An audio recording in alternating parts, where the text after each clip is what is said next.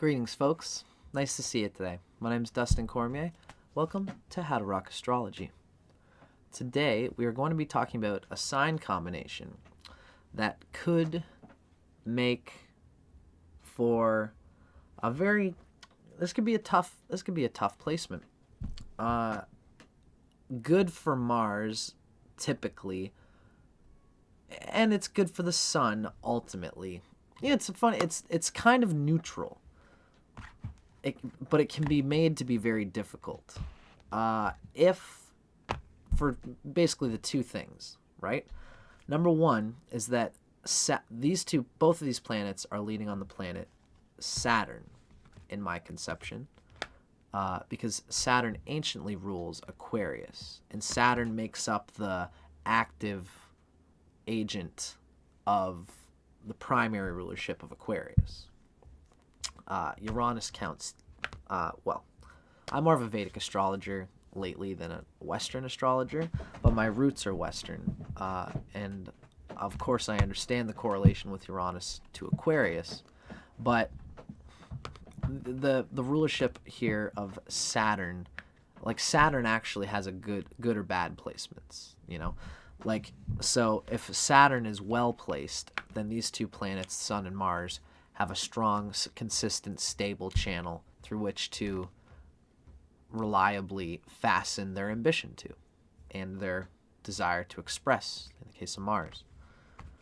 So Saturn is really the primary thing that these two planets are standing on. These are two ambitious, very important planets. It's how you apply what your soul is looking to do.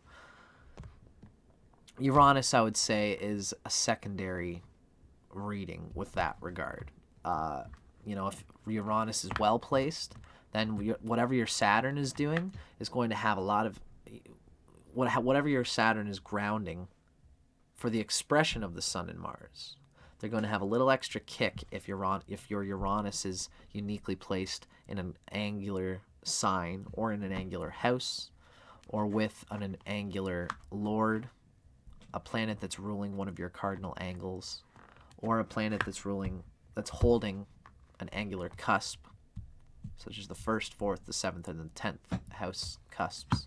If Uranus is connected to any of those or is in any of those houses, then it's bound to disrupt and cause some positive opportunities and craziness for everything that you're doing. But my main point is that Saturn's the main ticket here. So the expression of this combination of Sun and Mars really leans on Saturn. Saturn's reliability, aspects of Saturn from its friends, Mercury and Venus, and also trines from Jupiter. Never hurts any planet as the great benefactor. Any of that will help the Saturn. Hopefully the Saturn's close to Libra and close to the 7th house cusp. These are all good placements for Saturn.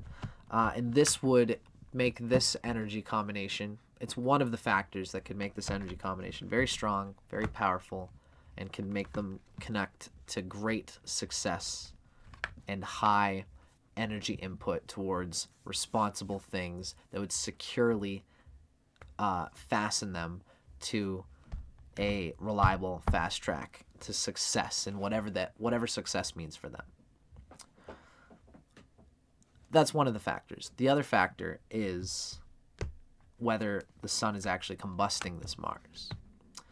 In which case, it would definitely suck, because the Mars is in a good place, but it's a better than neutral place by being in Aquarius.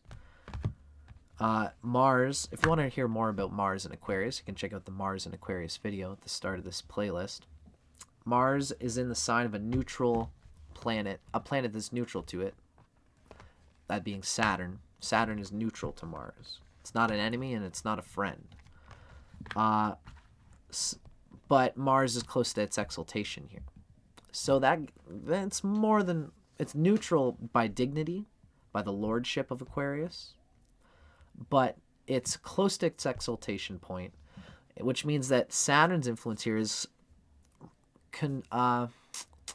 channeling the Mars. It's reining that outgoing impulsive energy of Mars. It's reining it in so that it can be put to constructive, consistent, reliable, logical purposes.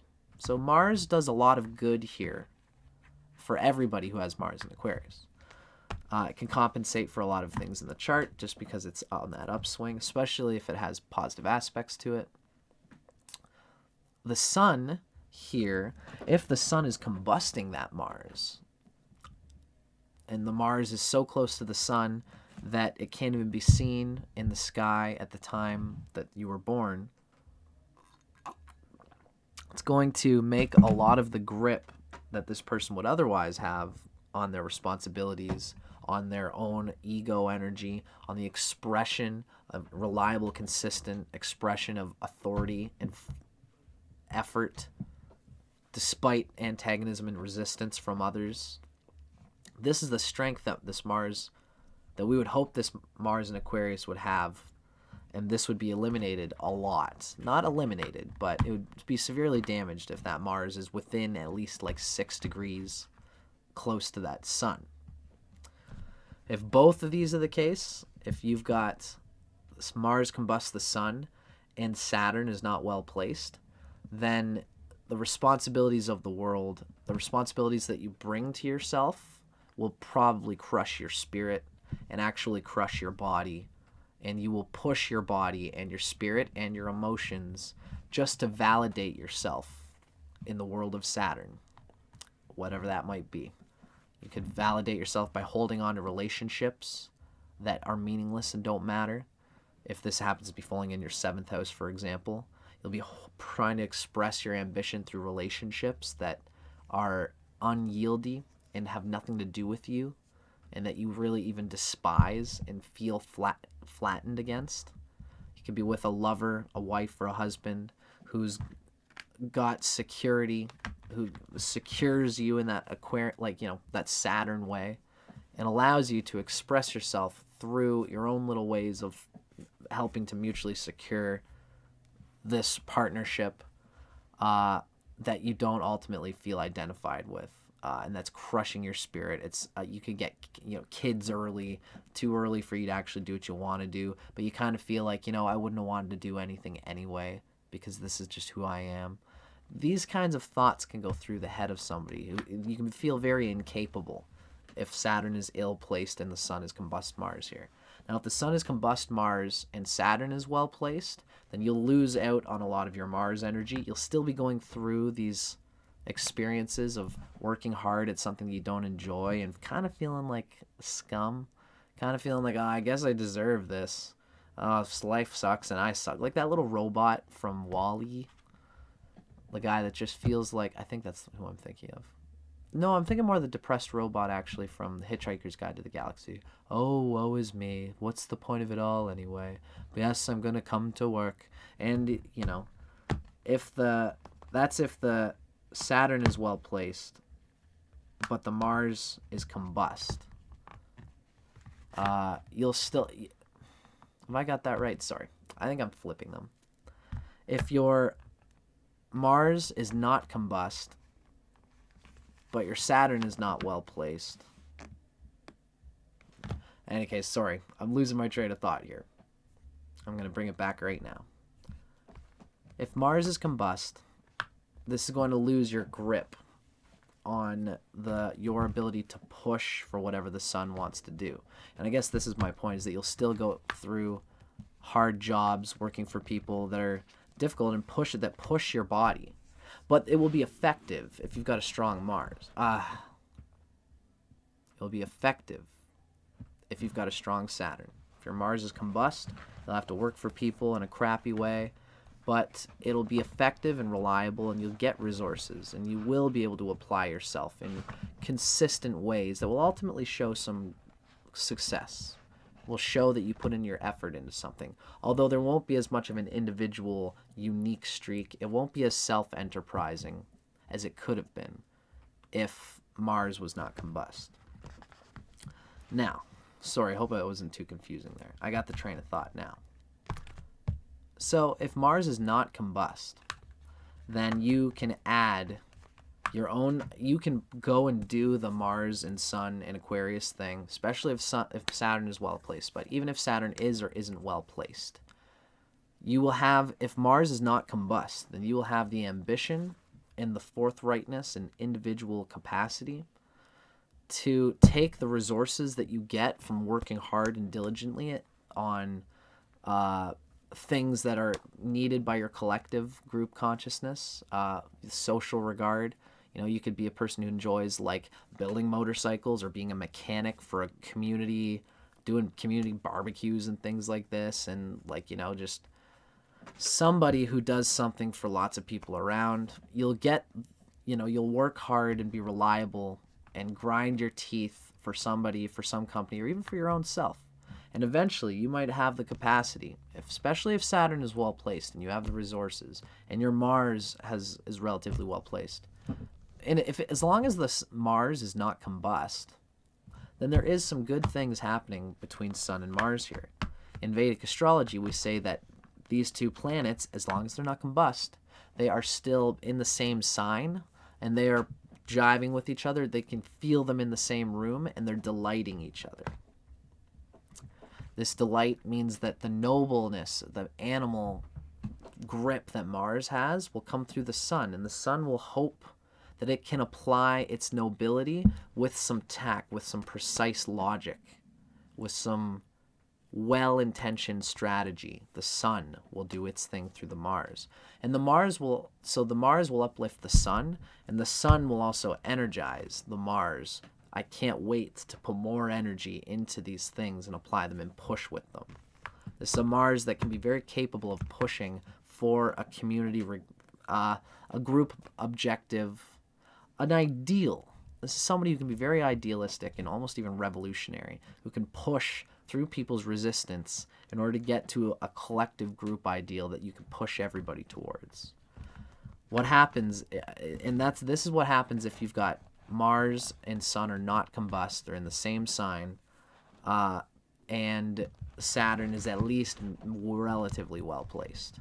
You'll get an enterprising individual who has the capacity to push through, to use the mob, use the emotional wavelengths of the world around them, and just organize their community around them so that everybody can come along and they'll be glorified by their capacity to get everybody to come together and do group organizational activities that are profitable, that are functional, that actually serve the community, that are effective. Effectiveness. Innovation eventually even comes into play here. If your Uranus is well placed and has good aspects and is angular or whatever, you'll apply your consciousness to something that will be useful to everybody and even innovative in those ways. In any case, so this combination can have lots of positives. I mean, I think I wanted to speak to the fact that if Sun and Mars are not, if Mars is combust and the Saturn isn't doing so well, there's not much support to this house, then you won't have the mental drive to go and enterprise and find your individual company or enterprising venture, your own business, your own way to connect all these ideals that you want to do. You'll basically have all those same dreams and desires, and you'll feel incapable of expressing them and feel like you're incapable of holding a psychology that can be reliable for them.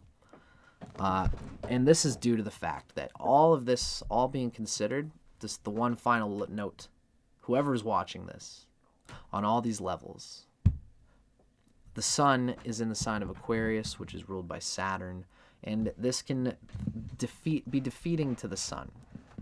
Aquarius is a cool customer, but they ultimately, at some level, they feel like they're not good enough for things. So they put on a projection as if, they can, as long as they do what the social directive is, and they do it cool enough, people will seem to get the picture that what needs to be done. That's why they're looking forward to what everyone thinks would be cool in this moment. Glasses, sunglasses. They can have this thing where they apply themselves to being at the forefront of doing things that are innovative and interesting, socially mixing, and they'll push themselves to get that out there because at some level they don't feel often like they naturally are that they naturally have that pouring from them. Thankfully, the Mars here kind of says, I might not feel like that, but I have a drive to do something. The Sun and Mars being close to here, Sun may burn out Mars, but Mars is always going to be delighting the Sun here. Mars does something good for the Sun here, which is going to really save the fact that this person's probably had experiences where they felt embarrassed, where they felt like they weren't capable. Now, there might be a bit of a validation complex in this person, too, where they need to feel they can validate their own masculinity, their own muscular power, their own territorial holding by the energy and effort that they apply to these very specific things that people find them reliable for. Those big bosses and executives find you have been this most responsible person, and I can get you some extra special things to make you stand out in the crowd. You can sit in the VIP room with us while everyone's waiting for lunch. You don't have to wait in line. These kinds of things. You know, the Sun and Mars and Aquarius here looks for those kind of, to stand out in those ways. So Saturn flattens the Sun because Saturn is an enemy to the Sun. Saturn is only neutral to Mars. That's why the Sun is getting crippled intellectually by this. But Mars is delighting the Sun by being in the same sign. So there is a nobility here, some sense that I might not need to be the best, but I can and I want to be satisfied and say at the end of the day that I applied myself to my I did my best in my own little view of my ambition, what I need to do, and I'm happy with that. You will probably be somebody who can satisfy yourself in that way, and that's a beautiful thing to be able to do. Just, you know, all these other factors considered are going to show whether it's effective, whether it actually goes anywhere, whether you can have enough resources to apply yourself to an individuated streak that makes you stand up and might even become an enterprise, a business in itself that takes its own air, and you'll get the name and recognition for it and possibly profit from it. You know, these are things that can happen to this type of person. Just all the factors need to be considered. But there's a pushiness here. The Sun in Aquarius is again offbeat and kind of tries to be chill, but there's a pushiness here that's also within that. The Mars can refine it if the Mars isn't combust, really. If Mars is combust here, then you might be a very pushy person. It just seems like they're not in control of their own, like in moments will come to them, like, I don't you know, like they're at a party and they don't know how to relax or something like that. And your partner will notice that in you, and that can be something that you've just got to deal with in your muscular energy. Do yoga and meditation. I highly recommend it if you're that type of person. I've got Sun and Mars combust, and I needed to learn meditation so I didn't friggin' kill myself with how anxious and pushy and angry I can get. These people can get angry. It can come from the world. It can come from themselves. It can come from their father, never feeling like they can validate themselves in their father's eyes, all this stuff, and this will come through until you start to find ways to validate yourself through your actions and efforts and success. In any case, you will always come through as a person who is eccentric and wants to be seen as reliable and is cool. Again, especially if the Mars is not combust, your Mars ultimately rolls its shoulders back and says, I'm being exactly who I need to be. I'm doing exactly what I need to do. Tick tock, time's coming along, and I'm cool. Nothing needs to be everything. I've been doing all the things that I need to do. I've constantly got a list, and you're probably someone who is getting all your responsibilities done, has your cell phone in your pocket, in your wallet. You don't need to look for it. You know where your code is, so you can leave when you need to leave. So you don't look too antsy, and you don't look like you're being pushed around by your Mars muscle energy. In any case, you will still be somewhat... unless Mars is combust, you'll be a cool customer. You'll keep a cool tool, although you'll still be a little bit eccentric and kind of fun and freewheeling and whack. And the Aquarius can have these funny whack things that they say, or they can be very... With the Mars here, there'll be a real drivenness to shine out as somebody interesting. can make for a revolutionary person, someone who's willful to deal with in relationship, and someone, now that we've said all this kind of like astrology, psychology stuff, I always like to bring it down to a personality level, even a romantic, erotic personality level. You are somebody as Saturn, as Sun and Mars in Aquarius, somebody who can come off and enjoys applying yourself in communication and in ambition and in life with a little bit of a coolness. Like, you don't want to come off as with bluster. You want to come off as wet, like as cool, as like effective, and an effective speaker, something that looks socially regarded, comes off gracefully, does things at the right time, reads people in ways so that you can effectively give the people what they want to hear, and you'll be all these things. The sun kind of even flattens itself here in Aquarius in order to see what other people think is cool, and you can catch on to trends, and you can apply yourself to them, get into the trends that are happening, wear some cool clothes that are kind of even brandish, although like it's not really about the brand consciousness so much as like having fun freewheeling with this sort of energy that can come from this Aquarius. And in relationships, all this fixed air energy, ultimately it can come through as very compulsive, very almost like pushy, like what are we gonna do? And it's not always that emotionally ready and available. Mind you, Sun and Mars are they're the active yang dimension of your sexual relating, your romantic and any communication relating.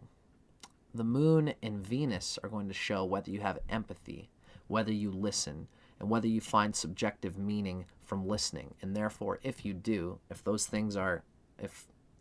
the Moon and Venus are strong enough in your chart and in your energy field that you do feel them and that they are a worthy part of your aspects of your consciousness, then you won't let them go. And you won't be too pushy when you're talking to people. So, yang energy, people might see this double Aquarius thing with Sun and Mars in Aquarius and think, oh, you're probably unemotional. But it's not what it is. It's that you apply yourself at your sexual best when you are cheekily dancing above emotionality, and are kind of like not caring about it, playing games with the other person and just being like, what do you like, getting into characters, kind of being aloof and saying what you think both of you would think is cool, things related to your culture or the values that you enjoy, characters that you find funny. You'll just be dancing through all these things, and it'll be at a arm's length from the emotional passion and release and surrender, which is something you probably don't often do. You're kind of looking to validate yourself when you're having sex and when you're talking to anyone, any sort of intimate thing. You'll probably push to get something out there that looks nice and effective and enjoyable and something that is emotionally reliable to the partner, which is, emotional reliability is something that's good if it comes organically. But if you are seeing the artifice of emotional reliability as something that's useful, then you might apply yourself to it. Useful in order to bond you in your relationship. Not necessarily a bad thing. It's how you might look. That's what it is. Emotional reliability is functional in relationships. It's just that, like when you apply yourself purely at that level of consciousness, you might just do it, like it's a good thing to have, really. It's air. It's communicatable. You just don't want to come across as if you are trying so hard to validate yourself from that Sun being in a Saturn-ruled sign. The Sun is being starved by Saturn in Vedic terms, and you might not feel validated exactly. So you're looking to what your partner's other interests are, people your partner finds interesting, and you might find yourself sublimating those things that your partner likes. You know, this rock star, this band that your partner loves wears this style of clothing, and you might find yourself wearing those types of clothes, or finding your own that a partner would love, and leaning on these sorts of cultural things that your partner would love you for, because it's not a matter of you. It's a matter of you are a metal goth person, and you know that your partner is a metal goth person, and so they're going to lean on you for that cultural trope, that ideological trope, which means that you've got this security. Now, is that security real, or is it coming from you actively trying to get security and then receiving that active security from what you do? Or are you just seeing a value, making yourself identify with it, that's outside of you? Could be a part of you. Maybe you are a goth person or whatever. But, you know, Sun in Aquarius often goes through many cultural tropes and things before they land on the one that they want to be, even though all those little ones are part of them inside them at the end of it. You know, you're a metalhead for a while, then you're a rapper, then you're hippie, yogi, and all these little bits of what you go through are in you in the long run. But this is it's the nature of Aquarius. And so you're seeking to validate yourself by holding on to these things that you're hoping your partner's also holding on to. And you might find that your partner often has these experiences where they are just trying to get you to relax. You know, like I'm here for you, you know, and like I love you. And, you know, especially if this is like a man with or a male identifying person with the Mars and Sun together in Aquarius, is that there's a lot of, you know, like women at their biological nature reflect water, the symbolism of water in astrology. And they just might, even if they are airy people too, and they're all air and earth, and they're very matter of fact, they don't seem to be that like sentimental, they're more sporty or whatever. At some level, they are going to let you know psychically that you don't need to try so hard to make me feel comfortable. We're already there, man. You did it. We're together now. But the weird thing about you as the Sun and Mars in Aquarius is that you're kind of like, no, it's not enough. Give me the space to do this validation thing because I need it. And the other person's like, all right, let's keep doing this dance where you push to be funny or push to do an act, and I'll laugh because it's just you being you, you crazy bastard. And you'll say, yes, it is me. And you can act out these funny things, act out people, and even be stern and terse when you have to direct things, when you have to tell, when you have to say, honey, this is not a funny moment. We need to do this. You know, all of these things that come through in this very rigid, mentally rigid way, this idealistic way, your partner has to be with, sit with, and they'll show you sometimes that if you're like that all the time, you have to make space for just breaking down and being real and gooey and emotional and kind of letting go. Or else you're just going to keep trying. But eventually what will probably happen, if you get a good partner ideal for you, which you easily could if you have good, especially if you got good Venus and a good moon, those planets are going to attract to you that which is satisfying at the domestic sphere.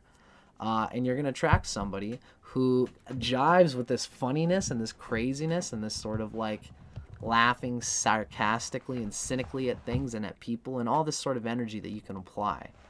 But they'll let you know, they'll tap you on the skull every now and then and just say, you know, by the way, like, you don't have to try so hard kind of thing, you know, like, you got this.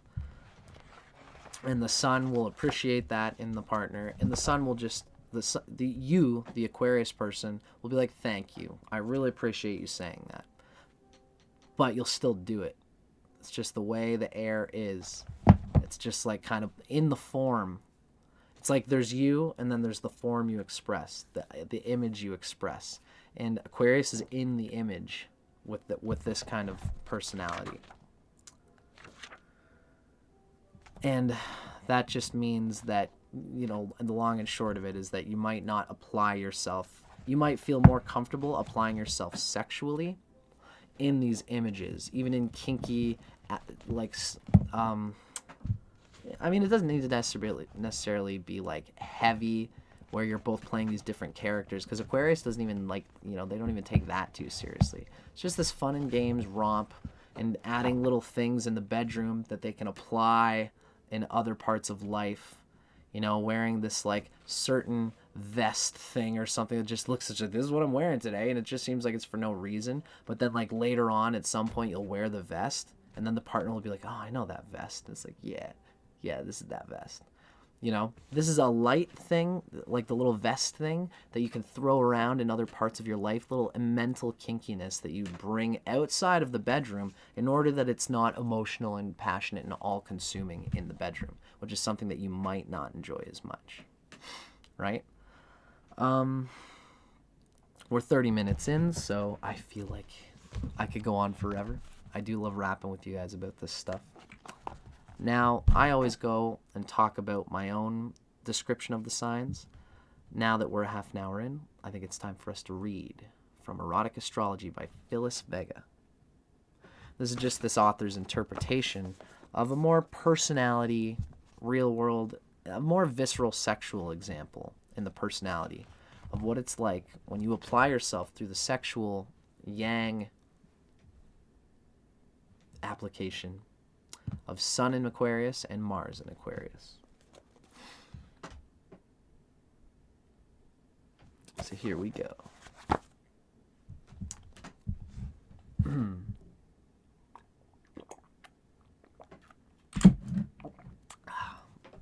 Okay.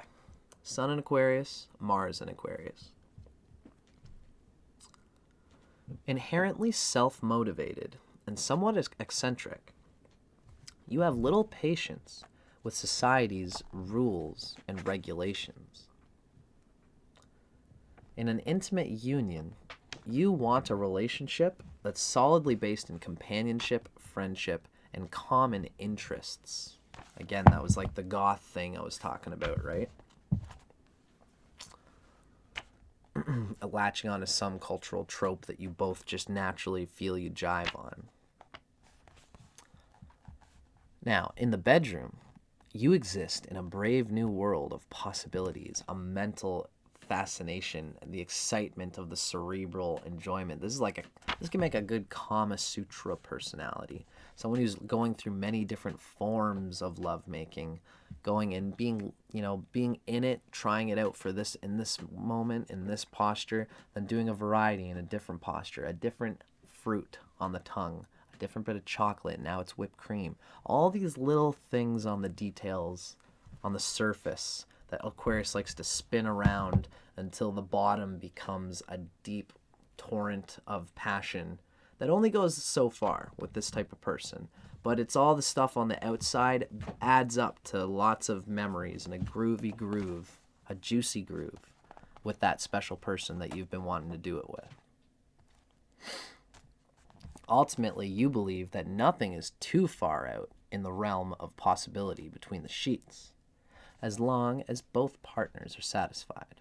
It's the air of mutuality. It's funny because air is seen as so gentle between each other, but when air builds up on the fire of two people to going towards to one thing, it can, that detached emotionality can build into strange, very out there experiences and mutual agendas and fun ideas.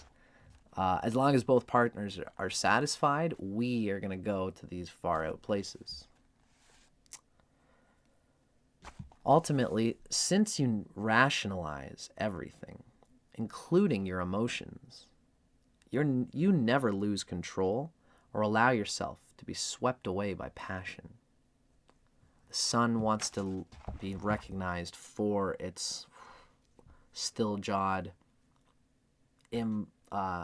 non-passion, or, a capacity to be ahead or behind the passion and not let it overtake them, which is a good thing for the Mars in Aquarius. But the sun is losing some of its joyous, buoyant inner spirit by being squashed by Saturn as an enemy, and not in a constructive way here. which all that means is that, you know, some people, like Mars and Aquarius, for some people, like you can enjoy it. You know, if somebody else has Jupiter in Libra or Jupiter in Gemini or Jupiter in Aquarius or some, you know, positive, even the moon in one of these air signs, then they will enjoy that you are at this social form level and you even apply yourself, and they can feel you at the things that you go for, and they can enjoy it for what it is. You know, some people, when you think about it, it's a good quality to have for you to be detached and not to be too emotional in your lovemaking, because then you can apply it artfully and you can apply it with mastery. The trick for you is to come from the very technically skilled,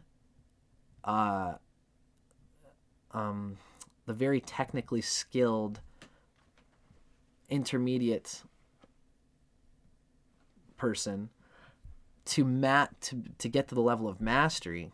You have to go beyond technique into the passion of connecting at the identity level, in the deep dissolving self level, in the enjoyment of the passion, in the full concentration of what everything that you are on the practice. The trick for you is going to learn to add that heart fire tantra to what is essentially a great skill in holding and being disciplined and sharpening the wet emotionality of Mars. It's a very strong thing. It's a very tantric love capacity is available here. And for all I know, you could have other water signs and other planets in other parts of your chart, you know, so this doesn't necessarily mean that you're not emotional, but how you apply yourself best in your active yang sexuality, not when you're listening, not when you're trying to get affection, or not when you're, you know, communicating with the other person, like what it is that communicates when it's your turn to talk. Because again, if you've got a good moon and Venus, then you'll let the other person talk, be them, and they're a part of the couple. And then when it's your turn to talk, Mars and Aquarius, Sun and Aquarius, which is this sort of matter-of-fact, kind of kinky, wandering in these cerebral realms to different places in different ways. That's the personality that comes through. And it can make for some wild, crazy ideas applied, and you can push yourself to go beyond the other person's emotions and get into these things that can be very masterful and artful. Because sexuality, like any good yoga, is a yoga. It's a union of passion with somber discipline, or technique, application, method. Method's the good word here. Passion and method. And you have the capacity, definitely on the technical side, to express and apply technique through this.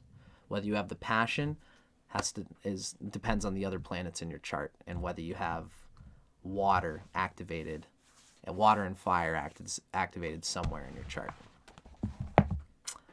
But I digress. I hope you guys enjoyed that. That was my reading and rendition of Sun in Aquarius with Mars in Aquarius. These videos lately are turning out long, but I'm enjoying them. It's just what it is. For whatever reason, this batch is turning out to be like 40 minutes long each. But I digress. I hope you guys dug it.